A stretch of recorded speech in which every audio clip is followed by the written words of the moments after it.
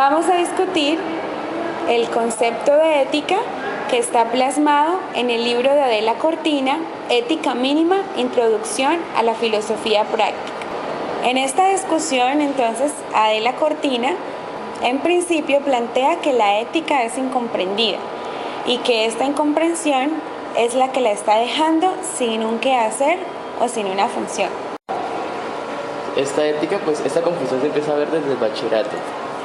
Por ejemplo, la ética se empieza a ver como una competencia de la religión y es una especie de moral, se considera como una moral que es dada para los increyentes, pero en realidad sin serlo. Entonces este concepto de ética se empieza como a distorsionar, lo cual también se ve en el ámbito de la universidad, donde también reina esta confusión del concepto. Pues de alguna manera se espera que el profesor sea un moralista y que quien dicte qué está bien, qué está mal, o se espera que el profesor siga unos conceptos o unas teorías filosóficas sin dar su punto de vista o su punto crítico. Por lo tanto, se ve como el concepto de ética se toma para sustituir el término moral, ya que la ética presenta unas características más científicas, más cívicas y más seculares respecto a este. Entonces después ella también nos aclara que la tarea de la ética no es simplemente algo que se deba dar o que sea un privilegio de aquellos que están en la academia o que se piensa que es demasiado científico, por ejemplo, para enseñar en el bachillerato, sino que entonces la tarea de la ética es explicitar los mínimos morales que una sociedad democrática debe transmitir y que están adheridos en nosotros. Entonces ella también nos hace un énfasis y nos dice que el quehacer de la ética es todo menos transcribir la acción, puesto que esa es la tarea de la moral. Entonces no debemos confundirla, aunque la ética no pueda prescindir de la moral, de la historia, del análisis lingüístico o de los resultados de las ciencias. La ética como sí tiene su propio quehacer. Sí, su propio quehacer y este quehacer solo se encuentra en la ética como filosofía de la moral. Después de ver la evolución que plantea la autora con la concepción de la ética, llegamos finalmente a definir el quehacer de la ética, el cual radica en la razón filosófica de la moral. Y por medio de esta razón filosófica, la ética se ve obligada a justificar si en un determinado caso hay moral o si no hay moral. Finalmente, la verdadera vocación de un hombre ético está en la preocupación del bien por los hombres y que solo por medio de la reflexión filosófica se puede llegar a encontrar ese bien concreto para cada hombre. Después, ella nos hace una aclaración en donde nos dice que la ética en nuestro tiempo se preocupa por la felicidad. Entonces hace las siguientes preguntas: ¿qué podemos hacer para ser felices? ¿Y qué debemos hacer para que cada hombre se encuentre en situación de lograr su felicidad? Entonces nos da este nuevo camino que va tomando entonces la ética en nuestro tiempo.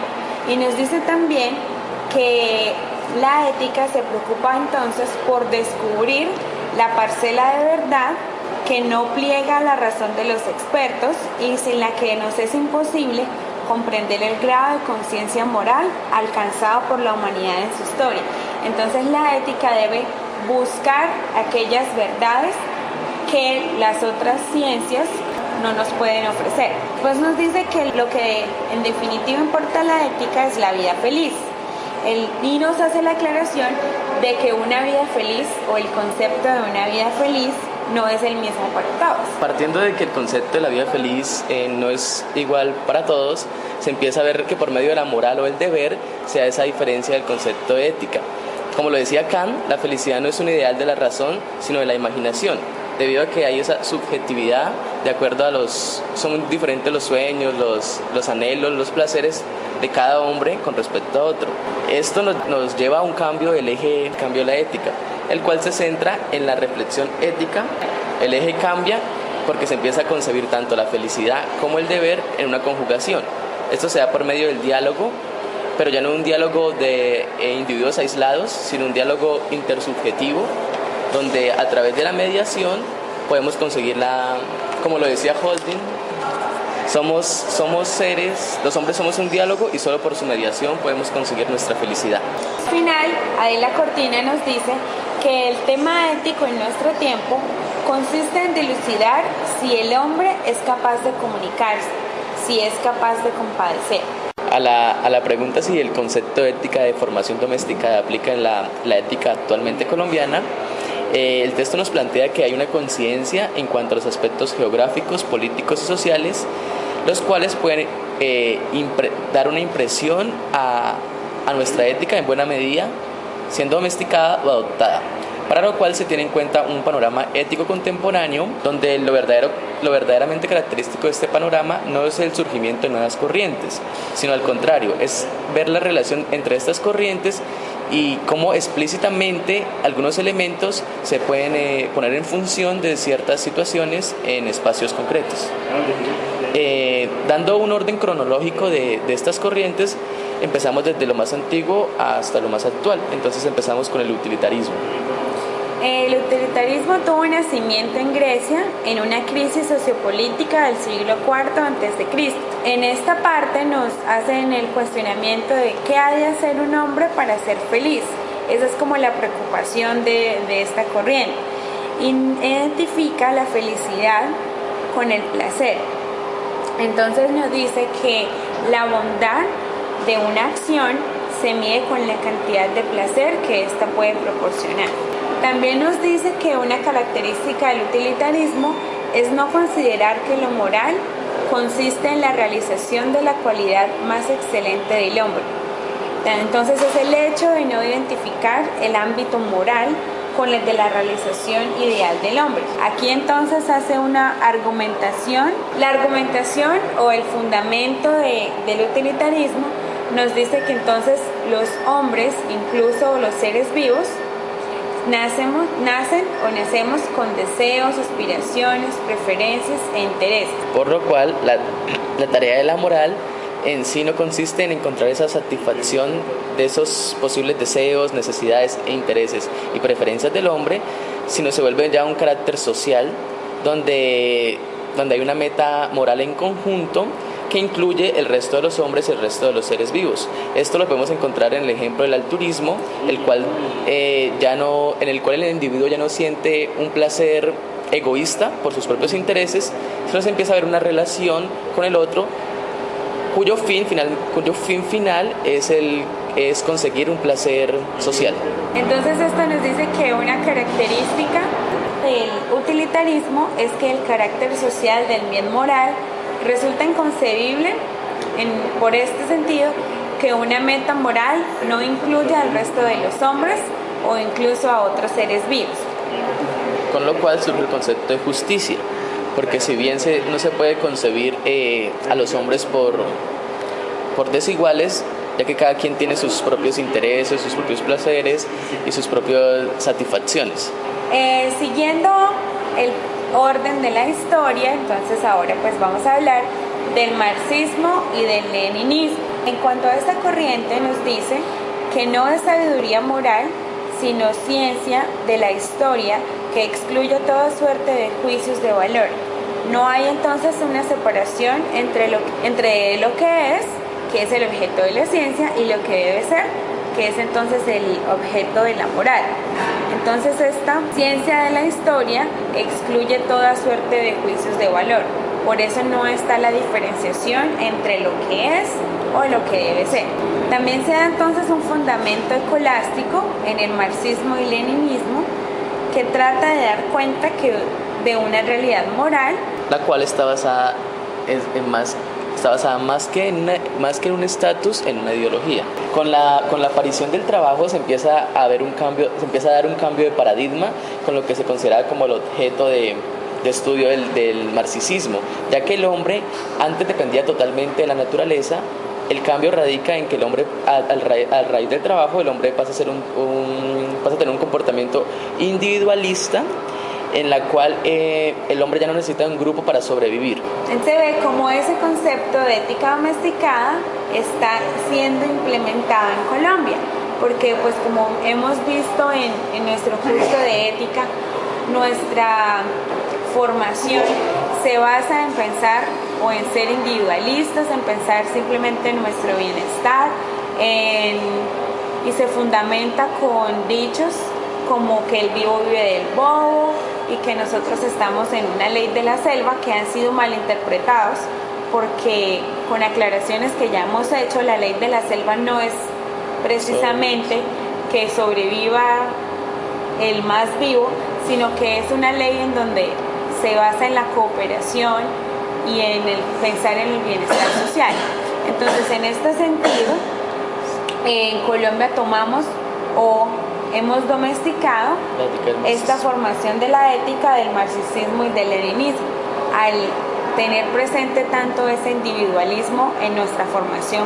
Por lo tanto, al domesticar esta corriente del marxismo y del leninismo, surgen las preguntas del problema de libertad y del acceso a las verdades morales. Siguiendo con esta corriente de tiempos, la siguiente es la ética dialógica. Esta, nos dice el autor, es una ética normativa y resalta el hecho de que debe haber una moral. En la ética dialógica se mira que también muestra ciertos elementos ya mencionados en la ética utilitarista, donde prima los intereses, los placeres, las satisfacciones del individuo, y es para justificar esta normatividad o el hecho de que debe haber moral. La ética dialógica depende arbitrariamente de la decisión individual, es decir, es una ética subjetiva.